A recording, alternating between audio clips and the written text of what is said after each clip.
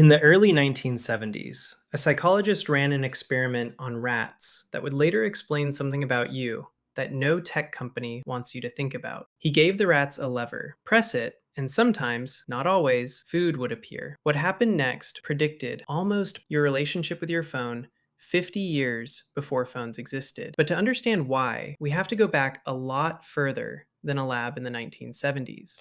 We have to go back about 2 million years to a human ancestor crouched in tall grass on the African savannah. They weren't hunting, they weren't eating, they were scanning. Left, right, left again. Not because anything was happening, because something might be. A rustle in the grass could be wind, it could also be a leopard.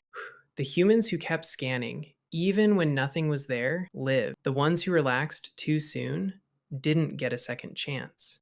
This is called vigilance behavior, and it shows up across almost every prey species on Earth. But in humans, it got wired into something deeper than fear. It got wired into attention itself. Your brain didn't evolve to feel calm when the environment was predictable. It evolved to feel calm when it had checked. Now here's where it gets stranger. That same ancestor wasn't just scanning for danger. They were scanning for reward too. And the reward system worked nothing like a vending machine. Hunter-gatherer foraging doesn't pay out on a schedule. You don't walk to the same bush every day and find the same amount of fruit. Some days a tree is empty. Some days you find a wild honeycomb that gives you more calories in one sitting than you'd get in a week of normal foraging.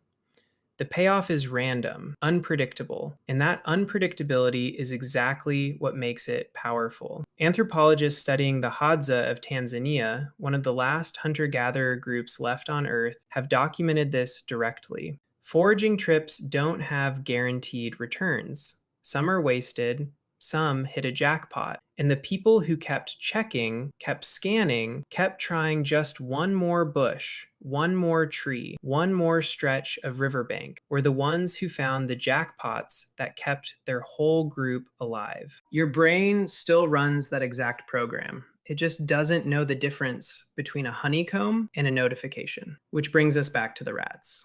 In the 1950s, a psychologist named B.F. Skinner was running operant conditioning experiments at Harvard. He had rats pressing levers for food pellets. When the lever delivered food every single time, the rats pressed it occasionally, whenever they were hungry. Predictable reward produced predictable, almost lazy behavior. But when Skinner changed the schedule so the lever only paid out sometimes, randomly, unpredictably, something happened. The rats didn't press less, they pressed compulsively. They'd press the lever hundreds of times in a row, long after they were full, long after any rational animal would have walked away. Skinner called this a variable ratio reinforcement schedule, and it turned out to be one of the most powerful behavior-shaping forces ever discovered in a laboratory. It wasn't really new, though. It was the honeycomb. It was the empty bush and the jackpot tree. Skinner hadn't invented anything. He'd just reconstructed, with levers and pellets, the exact unpredictable reward structure your ancestors had been foraging inside of for 2 million years.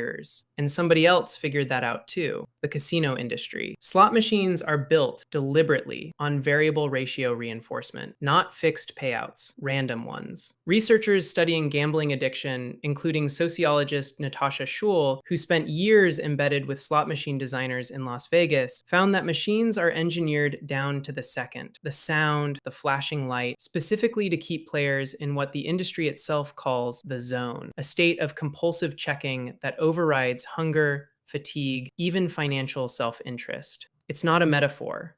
It's an engineering target. So by the time smartphones showed up, the science already existed. Variable reward wasn't a mystery anymore. It was a manual. Every time you pull down to refresh your feed, you are pulling a slot machine lever. Sometimes nothing happens. Sometimes there's a message, a like, a video that hits exactly right. You don't know which one it'll be. That's the entire design. Former Google design ethicist Tristan Harris has spoken openly about how social media platforms borrowed slot machine psychology almost directly. Your phone didn't invent a new hunger in you. It found a 2 million-year-old one and gave it infinite ammunition. The average person checks their phone over 2,000 times a day. For decades, that number got treated like a personal failing, a discipline problem, something wrong with you specifically. But you weren't built to ignore an environment that might be hiding a jackpot. No human ever was. The ones who could ignore it didn't pass that trait down. The ones who kept checking did. That's the part nobody tells you. This isn't a flaw in your willpower. It's a feature that worked perfectly for 2 million years. Your ancestor in the grass wasn't anxious. They were correctly calibrated to a world where checking saved your life.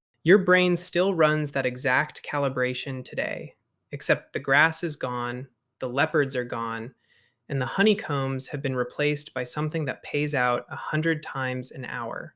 So the next time you catch yourself reaching for your phone for the fifth time in 10 minutes for no reason, nothing changed, no notification came in, understand what's actually happening. You're not weak. You're not broken. You're scanning the grass. You're checking the bush for fruit that almost never came.